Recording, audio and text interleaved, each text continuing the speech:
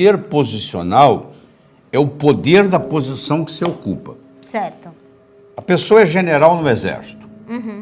Ela chega lá, todo mundo presta continência para ela. Chegou o general, toca uma música, etc. e tal. E todo mundo presta continência. Mas é domingo de manhã. Esse indivíduo está de bermuda, camiseta, chinelo. Ele vai até a banca de jornal comprar um jornal. Ninguém sabe quem ele é. Aquele poder posicional dele não existe. Entendi. Ele agora vai ter ou não o poder pessoal. Se ele tiver esse poder que nós estamos ensinando aqui, na hora que ele abrir a boca, ele se manifesta. Esse poder pessoal ninguém tira de você. Então você imagina, o cara é piloto de avião, ele é comandante, ele manda no avião a vida inteira, ele trabalha 30 anos mandando no avião.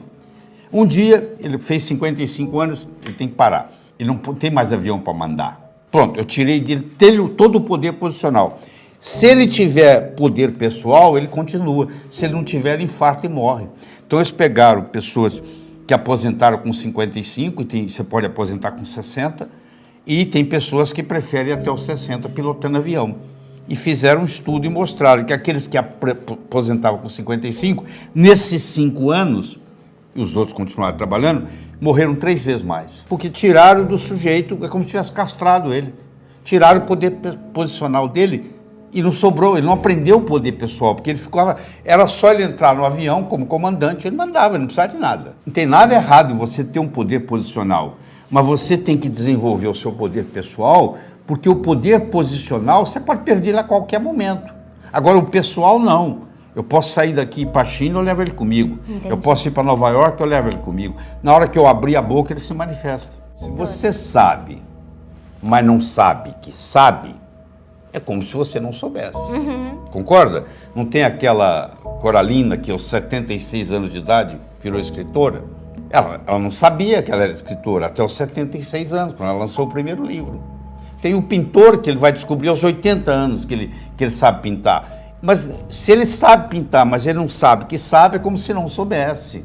Então, quando você descobre algo que você pode fazer, é um renascimento, é um rebirthing. Você, poxa, finalmente eu descobri. Eu ensino as pessoas a levar para perto na hora que ela vai dormir, ela leva um copo d'água e ela faz a chamada técnica do copo d'água. Ela pergunta assim, ó, porque assim, o nosso cérebro funciona assim. Tudo aquilo que você vivencia nos últimos 20 minutos antes de dormir, rumina no seu cérebro a noite inteira. E tudo aquilo que você pergunta para o seu cérebro, porque nós dormimos, em média, 8 horas por noite. Então, se você que está me assistindo tem 30 anos, você passou 10 anos dormindo. Um terço da vida você passa dormindo. Você já pensou que bonito você aprender a colocar o seu cérebro para trabalhar para você enquanto você está dormindo? Olha o quanto que isso vai alavancar a sua vida. Então eu ensino a técnica antiga, milenar, do copo d'água.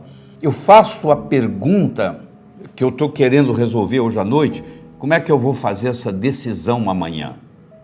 E eu tomo um pouquinho de água. E esse copo fica lá na cabeceira, lá no criado mudo. Amanhã eu acordo, vou lá, tomo outro golinho d'água. O meu cérebro faz uma conexão entre a pergunta e a resposta. É o que o Ivan Pavlov mostrava, que é um reflexo pavloviano. Eu fiz a pergunta, tomei um golinho d'água. Quando eu tomo outro golinho d'água amanhã de manhã, eu desencadeio a resposta que o cérebro trabalhou. E é impressionante. Às vezes você está tomando café da manhã, às vezes você está dirigindo para o trabalho, de repente a ideia vem. Então eu ensino as pessoas a descobrir qual é a finalidade de vida. Qual é a sua finalidade de vida? Para que você nasceu? Fazendo essa técnica, eu descobri transformar as pessoas de uma forma alegre e poderosa, com amor e sabedoria. Isso veio da minha cabeça, do jeito que eu estou ensinando aqui. Eu fiz isso, sei lá, uns 20, 30 dias seguidos, e de repente eu estava tomando café da manhã e isso desceu. Quer dizer, o meu cérebro, o meu inconsciente respondeu. Quando eu passo a trabalhar, primeiro você deixa de trabalhar, porque não é trabalho mais. Quando você está na sua missão de vida, você está de férias. Você não sente que você está trabalhando. Segunda-feira passa a ser o melhor dia da semana. É muito simples, você pergunta para uma pessoa assim, qual o melhor dia da semana? A pessoa falar que é sexta-feira, essa pessoa não está coerente com a sua finalidade de vida. Porque o cara que tá, a pessoa que está coerente com a finalidade de vida, ela quer começar de novo. Aí você fala assim, mas vai mudar o quê? Eu falo, muda tudo. Você que está aí me assistindo, você está interessado num joguinho que tem uma bolinha que eu jogo para...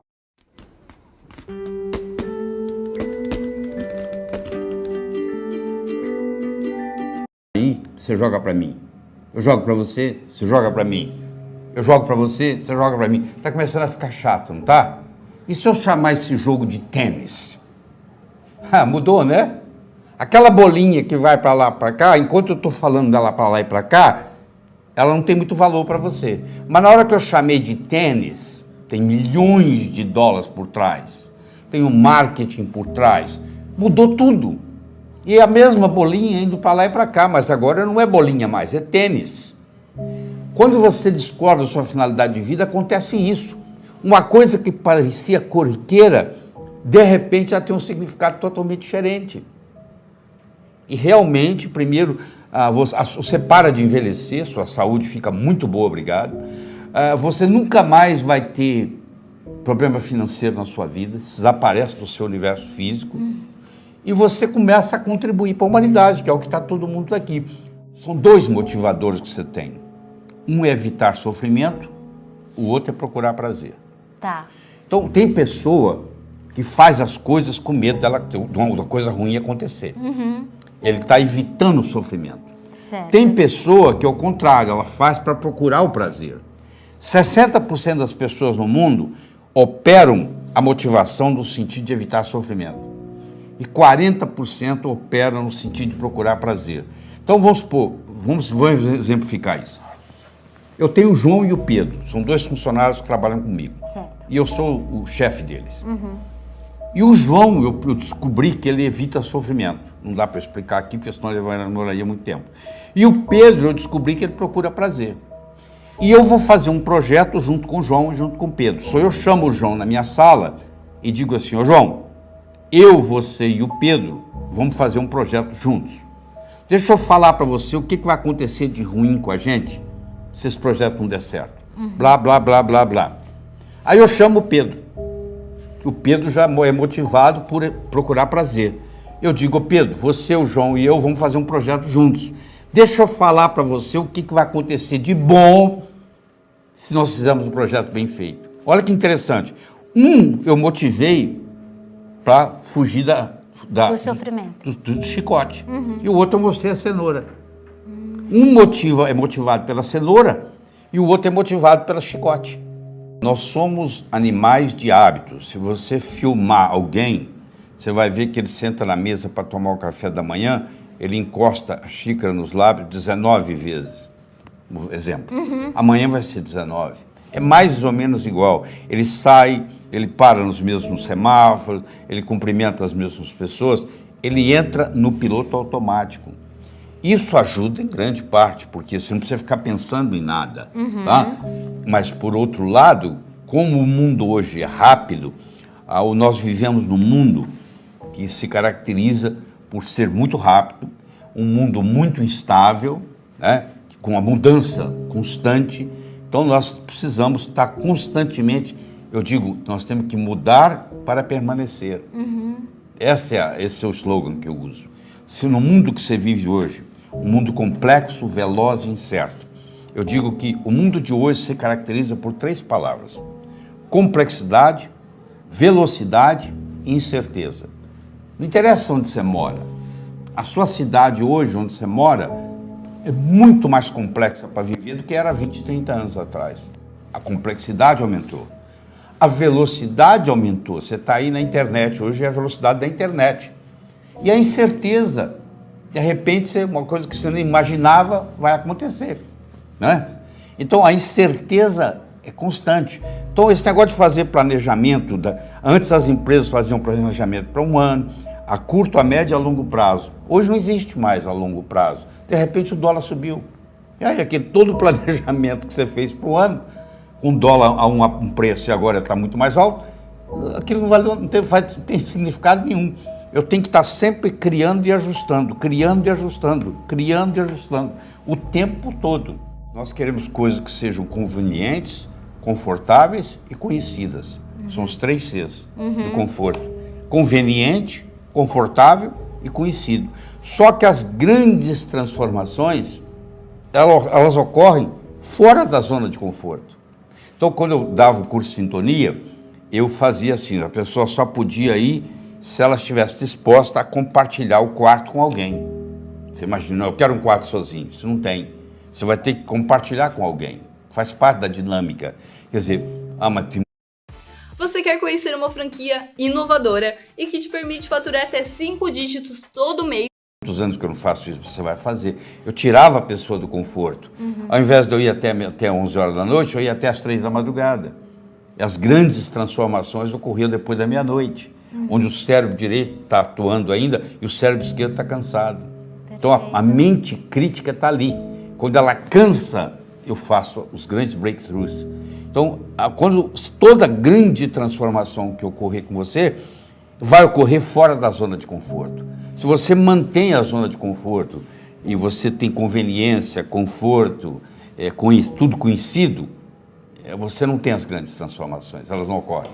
Existe hoje uma disciplina nas faculdades de medicina, infelizmente não chegou ao Brasil, que se chama psico, neuro, endócrino e imunologia. Então, tudo está ligado. O meu psiquismo vai interferir no meu sistema imunológico. E o meu psiquismo é comandado pelo meu pensamento. E o meu pensamento é nada mais, nada menos, é um fenômeno eletroquímico, mas nada mais, nada menos, o modo como eu converso comigo mesmo. Qual é o meu self-talk? Como é que eu cuido de mim? Se eu pudesse aumentar essa voz que tem na minha cabeça, eu estaria elogiando a mim mesmo, eu estaria criticando a mim mesmo. Qual a relação que você tem com essa voz? E isso, às vezes, a pessoa está notando pela primeira vez. Isso está tão no automático, um peixe que nunca saiu da água, ele não sabe que ele vive na água. Uma pessoa que está acostumada com um self-talk negativo, um diálogo interno negativo, a vida inteira, essa pessoa não está consciente que ela tem esse diálogo interno negativo. E é uma descoberta, no momento que você tem uma tecla no computador que diz cancela. Na hora que vem um diálogo interno negativo, você cancela e substitui aquilo por um positivo. Tem gente que não consegue se comunicar com si mesmo, entendeu? O self-talk, o diálogo interno está comprometido. Isso repercute diretamente no sistema imune. E o sistema imune é a espinha dorsal da nossa fisiologia.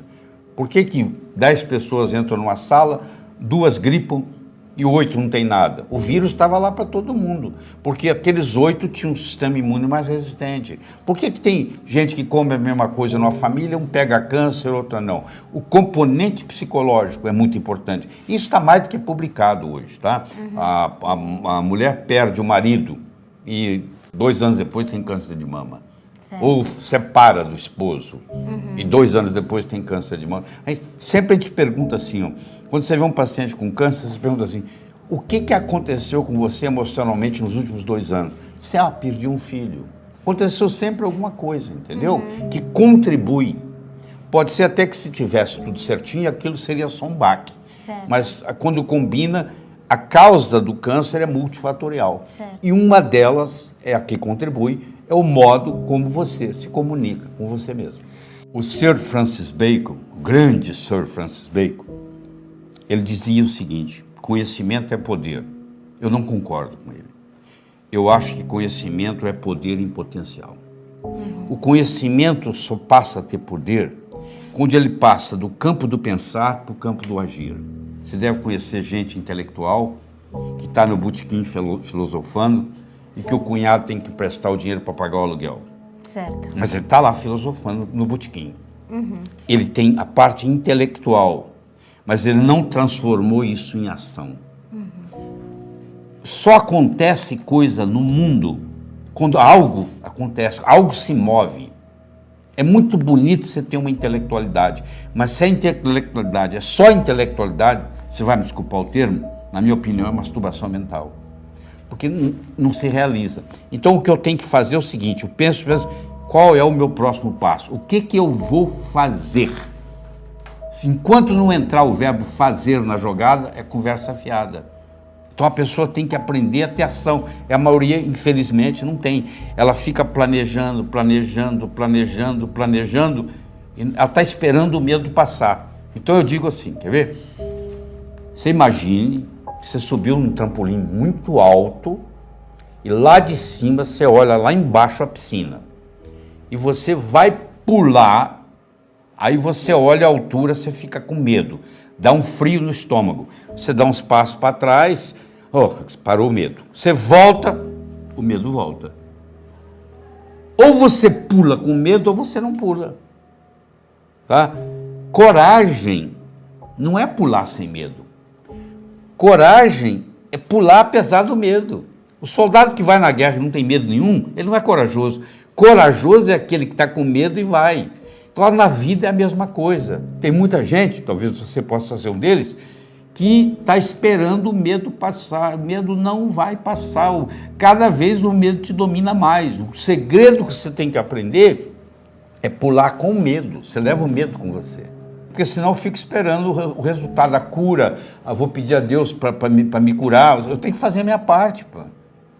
Você imaginou? Deus recebe pedido toda hora. Pô. A verdadeira oração não é pedir, é agradecer. Porque tudo que a gente precisa, Deus já deu para a gente. Pô.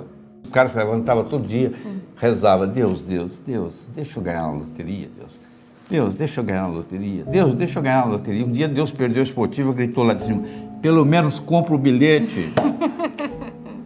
Eu espero de coração que novos caminhos se abram à sua frente, que o vento sopre levemente às suas costas, que o sol brilhe suave e morno no seu rosto, que a chuva caia de mansinho em seus campos, e até que nos encontremos de novo, que Deus lhe guarde na palma das suas mãos.